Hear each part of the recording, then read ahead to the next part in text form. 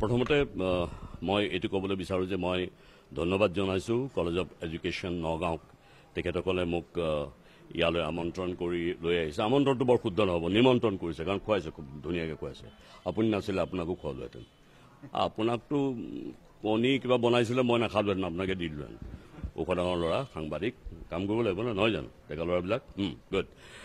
মই ইয়ালৈ অৱশ্যে college of education professor of practice হিচাপে অহা নাই কিন্তু মই শুনিবলৈ পাইছোঁ যে ইয়াতো বোলে মোক প্ৰফেচাৰ অফ প্ৰেক্টিছ হিচাপে তেওঁলোকে এপইণ্ট কৰিব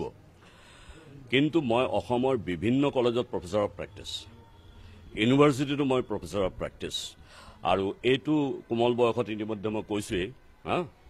মই PhD কৰি আছোঁ যিটো মই ভাবোঁ ভাৰততে বিৰল নাই বুলিয়ে মই শুনিছোঁ যিটো খবৰ কৰিছোঁ মই ছায়েন্স এণ্ড স্পিৰিচুৱেলিটিৰ ওপৰত কৰিছোঁ কিয় কৰিছোঁ সেইটোও শুনাওঁ স্পিৰিচুৱেলিটি মাতে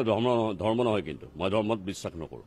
কোনোবাই ধৰ্মত বিশ্বাস কৰে মই সন্মান কৰোঁ কিন্তু মই স্পিৰিচুৱেলিটিত বিশ্বাস কৰোঁ স্পিৰিচুৱেলিটিয়ে গোটেই মানৱ সমাজক এক কৰিব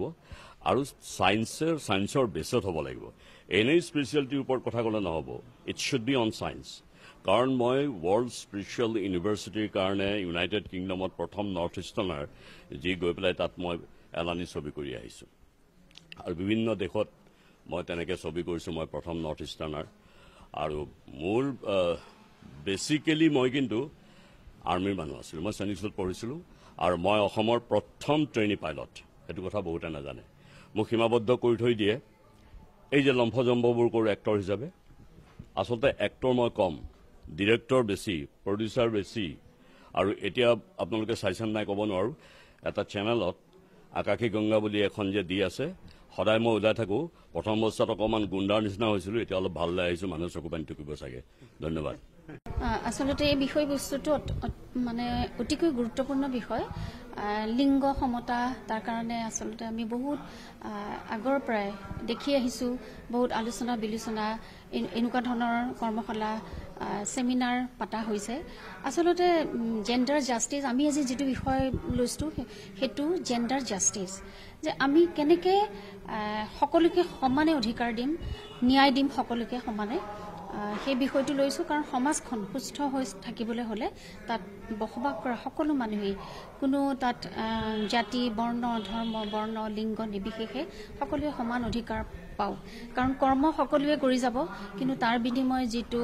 তেওঁলোকে পাব লগা স্বীকৃতি সেই স্বীকৃতিটো সকলোৱে সমানে পাওক সেইটোৱে আমাৰ উদ্দেশ্য আৰু এই বিষয়ে আমাৰ প্ৰশিক্ষাৰ্থীসকলে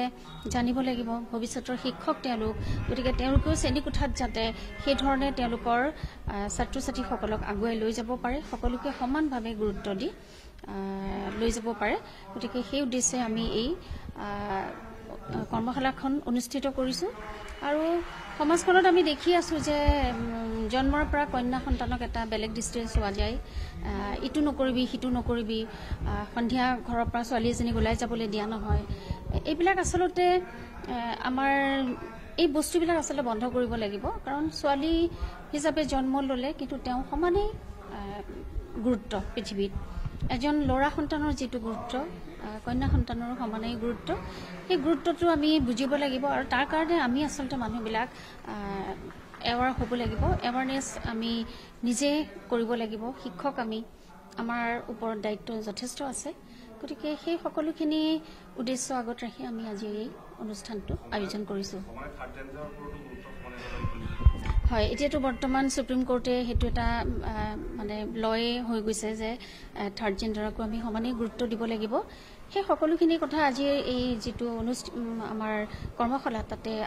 আলোচনা হ'ব বুলি মই আশাবাদী